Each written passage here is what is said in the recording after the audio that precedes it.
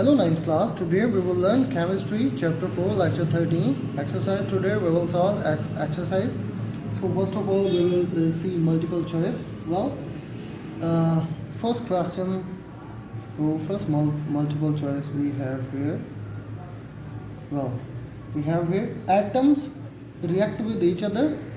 Atoms एक दूसरे के साथ react करते हैं. Why? First option we have here, they are attracted to each other. ये एक दूसरे की तरफ अट्रैक्ट होते हैं. They are short of electrons, इसलिए रिएक्ट करते हैं. They want to attain stability के लिए रिएक्ट करते हैं. और you can say they want to disperse. और इसके लिए जो हमारे पास जो करेक्ट आंसर है बेटा, एटम्स रिएक्ट करते हैं. Atoms react with each other because they want to attain stability. Correct answer we have here C. Clear? Well, question number 2, you can see MCQs number 2. Well, an atom having 6 electrons in its valence shell will achieve noble gas electronic configuration by. एक atom है बेटा जिसके outermost shell में 6 electrons हैं. तो और उसको कितने चाहिए? अगर मैं यहाँ पे ड्रॉ करूँ, इसके ऑटोमोस्ट शेल में कितने हैं? 6 इलेक्ट्रॉन्स हैं. तो इसको स्टेबिलिटी अटेन करने के लिए और कितने की ज़रूरत है? Because having 8 electrons into the outermost shell is the sign of stability. Clear? अब इसको और कितने की ज़रूरत है? यानी 2 की ज़रूरत है. ठीक है, तो इसका करेक्ट आंसर कौन सा होगा? हाँ, इसका करेक्ट आंसर कौन सा होगा? Gaining 1 electron, losing all electrons, gaining 2 electrons. इसका करेक्ट आंसर है बेटा सी, गेनिंग 2 इलेक्ट्रॉन्स. बेटा अब थर्ड वन क्या है ऑप्शन हमारे पास? Considering the electronic configuration of atoms, which atom with the given atomic number will be the most stable one. अब इनमें से कौन सा जो है वो बहुत ज़्यादा स्टेबल होगा? 6 वाला नहीं, 8 वाला भी नहीं होगा, 10 वाला देखते हैं, 12 वाला भी नहीं होगा. अगर बेटा 10 है उसका एटॉमिक नंबर, तो पहले में 2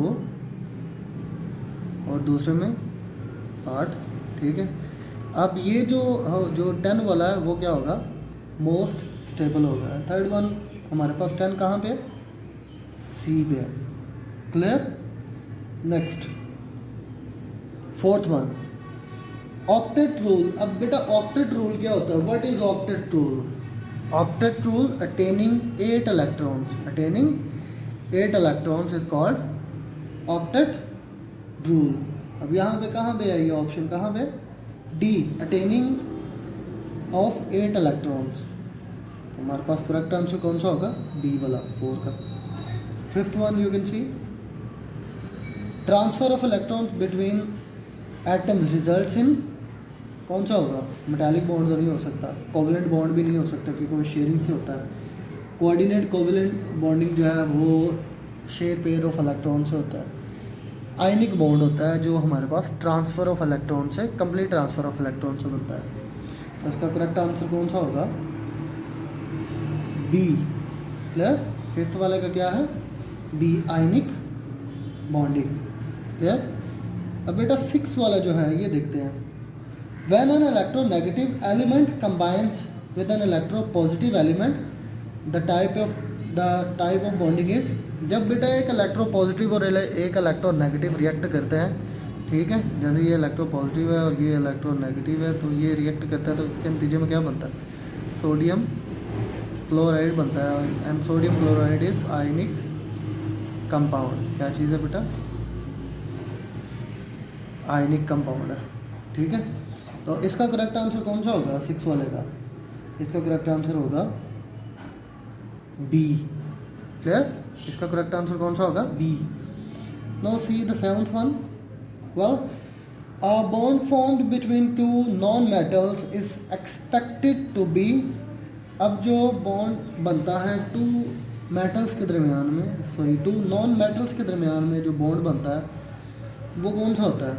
ये हमने पढ़ा था, जो कोवलेंट बॉन्ड में पढ़ा था. यानी जो 2 मेटल्स के दरमियान, जो 2 नॉन मेटल्स के दरमियान जो बॉन्ड बनता है ना, वो कौन सा होता है? कोवलेंट होता है. कौन सा होता है? कोवलेंट होता है. और इसका करेक्ट आंसर है हमारे पास ए. क्लियर? उसके बाद बेटा 8 वन जो है, a bond pair in covalent molecules usually has, अब कोवलेंट मॉलिक्यूल्स में बॉन्ड पेयर जो होता है ना वो कितने होते हैं, उसके अंदर इलेक्ट्रॉन्स कितने होते हैं। इसका बेटा करेक्ट आंसर जो है वो बी है, यानी 2 इलेक्ट्रॉन्स होते हैं। एक बॉन्ड पेयर बनता है बेटा तो उसमें 2 इलेक्ट्रॉन्स होते हैं। कितने? Correct answer we have here B, it means 2 electrons here. Well, now see the ninth one. Which of the following compound is not directional in its bonding? ये जो ऑप्शन हमें दिए गए हैं इनमें कौन सा जो है वो नॉन डायरेक्शनल होता है।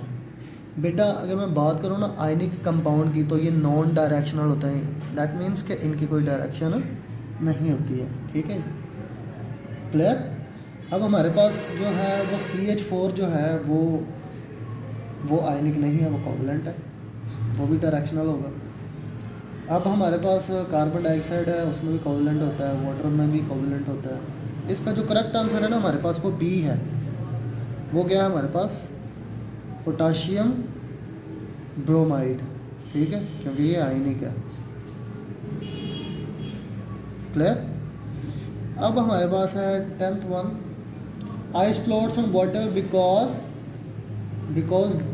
Because water is denser than ice. इसका जो करेक्ट आंसर है बेटा वो सी है। Clear. Now see the 11th one. Covalent bond involves the, covalent bond में क्या होता है हमने पढ़ा था, शेयरिंग ऑफ इलेक्ट्रॉन्स। क्या होता है? Sharing of electron. तो इसका जो करेक्ट आंसर है बेटा वो क्या है? सी है। ठीक है, sharing of electron. 12th one. How many covalent bond does C2H2? ठीक है, इसके अंदर कितने कोवलेंट बॉन्ड पाए जाते हैं? तो हम इसका स्ट्रक्चर ड्रॉ कर लेते हैं बेटा। इसका स्ट्रक्चर है C, अगर मैं ऐसे ड्रॉ करूँ तो हमारे पास कितने हाइड्रोजन है? 2 हाइड्रोजन है, एक यहाँ पे और एक यहाँ पे। ठीक है, और कार्बन अपने बॉन्ड कैसे पूरे करेगा? यहाँ पे 3 बॉन्ड लगा। ठीक है, अगर मैं इसको और सिंप्लीफाई करके लिखूँ तो ये हाइड्रोजन का बॉन्ड एक इधर और ये 3 इधर और ये इधर। टोटल हमारे पास बॉन्ड कितने हैं? 1, 3, 4 एंड 5। तो इसका करेक्ट आंसर क्या होगा? 5। और ये 12th में 5 कहाँ आता है? डी में। कहाँ आता है? डी में। क्लियर बेटा। अब आगे बात करते हैं 13 की। Triple covalent bond involves how many electron? अब ट्रिपल कोवलेंट बॉन्ड में कितने इलेक्ट्रॉन इन्वॉल्व होता है? जो बेटा सिंगल होता है उसमें 2 होते हैं। ठीक है, और जो डबल होता है उसमें 4 होते हैं, और जो ट्रिपल होता है उसमें क्या हो, कितने हो गए? 6 हो गए। ठीक है, अब 13 का जो करेक्ट आंसर है वो क्या है? बी। उसके बाद बेटा बात करते हैं 14 की। इसकी 14 की। 14 में क्या है? Which pair of molecules have same type of covalent bond? कौन सा पेयर जो मॉलिक्यूल का है जिसमें same type of covalent bond पाया जाता है? ठीक है बेटा, इसमें जो हमारे पास जो ऑप्शन है ना बेटा वो है सी है। 14 का क्या है? सी। ठीक है, 14 का सी है, क्योंकि आप देख सकते हैं ये जो ऑक्सीजन है इसमें भी क्या पाया जाता है? डबल कोवलेंट पाया जाता है। और ये जो है हमारे पास है C2H4, इसमें भी डबल कोवलेंट पाया जाता है। यानी अगर मैं ऐसे लिखूँ तो 2 हाइड्रोजन यहाँ पे और 2 हाइड्रोजन यहाँ पे, और कार्बन अपने जो 4 बॉन्ड है वो पूरे करेगा। कैसे? यहाँ पे और बॉन्ड लगा देंगे, यानी इसमें भी डबल कोवलेंट बॉन्ड है और ऑक्सीजन में भी डबल कोवलेंट बॉन्ड है। तो 14 का हमारे पास क्या होगा आंसर? सी। क्लियर। अब बेटा बात करते हैं 15 की। इसकी बात करते हैं 15 की। ठीक है, 15 में क्या है हमारे पास? अब बेटा जो 15 identify the compound which is not soluble in water.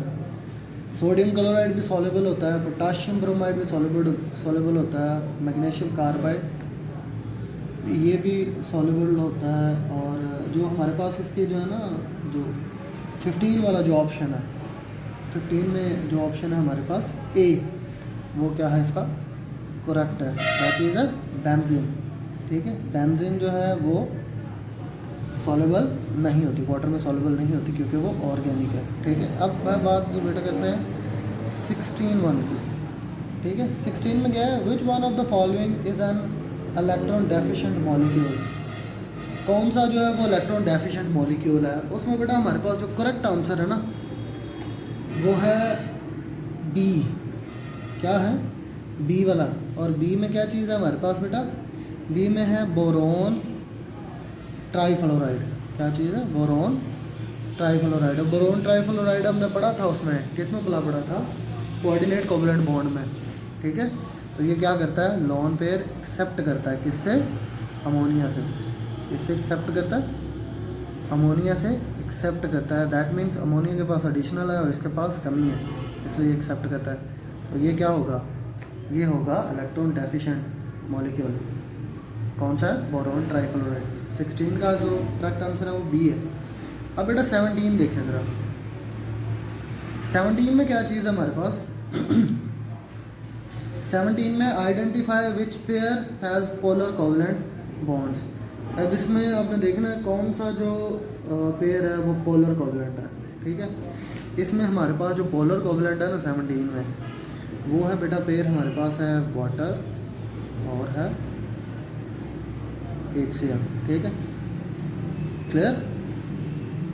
Polar यही है ना, क्योंकि इसके जो अंदर जो एटम है वो भी डिफरेंट है, इसके अंदर भी एटम क्या है?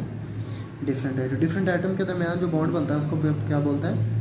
पोलर। ठीक है, अब 17 का जो हमारे पास करेक्ट आंसर है वो बेटा होगा 17 का डी।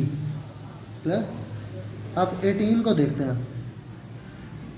18 हमारे पास है which one of the following is the weakest force among the atoms. Atoms के दरमियान जो वीकेस्ट फोर्स होती है वो आप हमें बताएंगे। ठीक है, और वो हमारे पास एग्जांपल है बेटा किसकी? डी ऑप्शन है, कोवलेंट फोर्स। क्लियर? समझिए बेटा। Thank you so much. ये जो थी ये एक्सरसाइज हमने की है हाल चैप्टर नंबर 4 की। होपफुली आपको समझ आई होगी। Thank you so much.